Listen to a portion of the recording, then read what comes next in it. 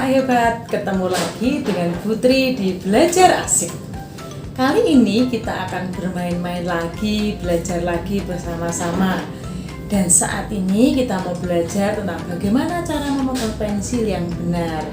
Tetapi sebelumnya kita mau belajar dulu tahapan-tahapan memegang pensil. Tahapan yang pertama adalah dinamakan primitive grasp. Ini ada di usia 1 sampai 3 tahun. Nah, di periode ini ketika anak-anak diberikan alat tulis atau pensil, mereka akan memegang dengan semua jari yang dimiliki. Biasanya mereka akan menggenggam seperti ini atau bahkan seperti ini, sehingga mereka kalau membuat coretan atau mewarnai biasanya membuat coret-coret begini. Nah, ini ada di tahap pertama, yaitu usia 1 sampai 3 tahun. Di tahap yang kedua namanya transition grasp, ada di usia 3,5 sampai 4 tahun. Di tahap ini biasanya anak-anak ketika diberikan alat tulis, dia akan memegang dengan 4 jari seperti ini. Nah, megangnya pakai 4 jari. Nah, mereka biasanya buat coretan, buat tulisan, pola-pola sederhana, membuat garis, mewarnai meskipun belum rapi, megangnya pakai 4 jari. Di tahap yang ketiga itu namanya mature grasp, ada di usia 4,5 sampai 6 tahun. Di usia ini biasanya anak-anak sudah memegang dengan 3 jari, yaitu menggunakan ibu jari, telunjuk, dan juga jari tengah. Mereka biasanya sudah memegang seperti ini. Nah, anak menggunakan ketiga jari ini untuk memegang. Lalu mereka akan membuat coretan-coretan, membuat tulisan meskipun belum sempurna. Ini ada di tahap yang ketiga. Tahap yang keempat itu dynamic grasp, ada di usia 6 sampai 7 tahun.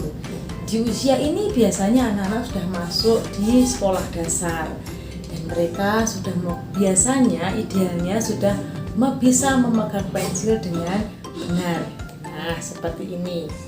Pakai ibu jari, jari telunjuk, dan jari tengah dengan benar. Mereka akan membuat coretan, membuat tulisan meskipun belum sempurna, tapi ketika mereka berlatih terus, mereka semakin lama semakin pandai menggunakan pensil. Nah, sekarang kita akan belajar tahapan-tahapan memegang pensil. Yuk, siap-siap. Yang pertama, lakukan stimulasi cara memegang pensil. Nah, banyak cara untuk menstimulasi motorik halus kita supaya kita siap memegang pensil. Bisa menggunakan biji-bijian. Nah, di sini Putri menggunakan biji kacang merah, ada juga beras yang diberi warna hijau dan diberi warna merah. Ini kita gunakan untuk menstimulasi motorik halus kita supaya nanti anak-anak siap memegang pensil. Ini bisa kita gunakan dengan cara digenggam. Nah, seperti ini, digenggam.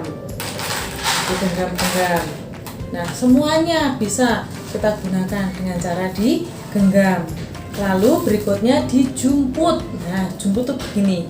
Nah, ini cara menjumput. Nah, ini juga bisa digunakan untuk digenggam, boleh diremas-remas, digenggam, lalu boleh dijumput. Kalau punya wadah lain, dari satu wadah pindah ke wadah lain dengan cara dijumput. Nah, bisa juga dengan cara lain, yaitu menjepit. Kalau anak-anak di rumah mama punya jepit baju, bisa juga digunakan untuk menstimulasi motorik halus kita.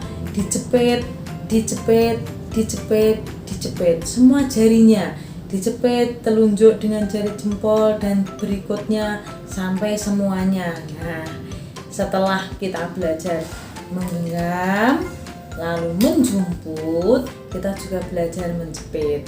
Nah, itu tahapan yang pertama. Yang kedua, kita juga bisa memilih pensil yang tepat.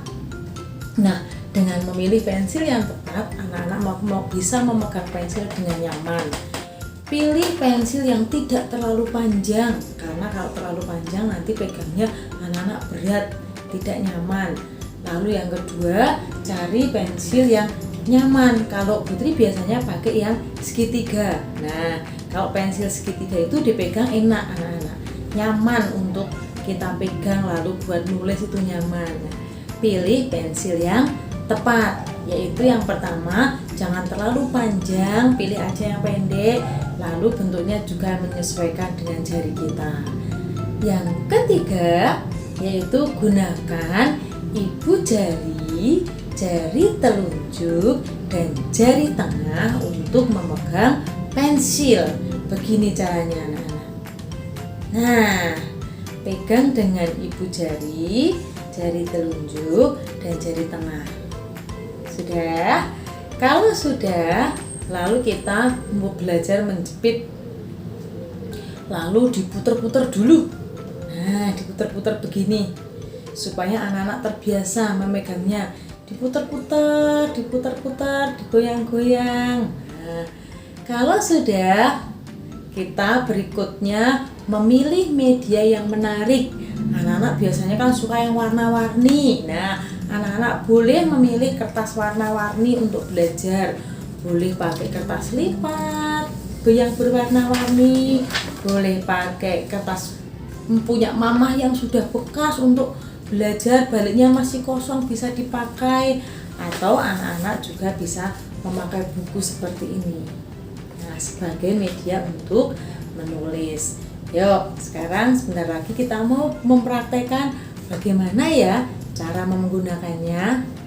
Setelah anak-anak bisa memegang pensil dengan benar, yuk kita praktekkan.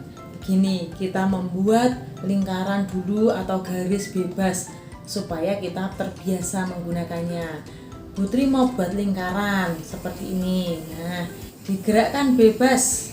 Yang digerakkan adalah jari-jarinya ini, bukan tangan, bukan begini, tapi jari-jarinya saja. Nah, begini. Nah, buat aja yang banyak, enggak apa-apa. Lingkaran, lingkaran, lingkaran.